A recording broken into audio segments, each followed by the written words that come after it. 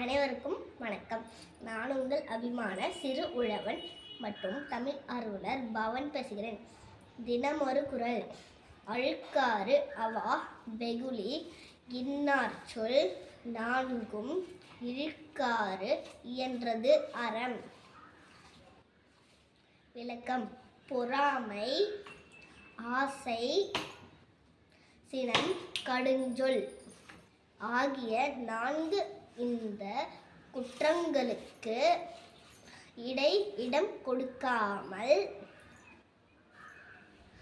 இடம் கொடுக்காமல் அவற்றை கடித்து ஒழுங்குவதே அறமாகும்.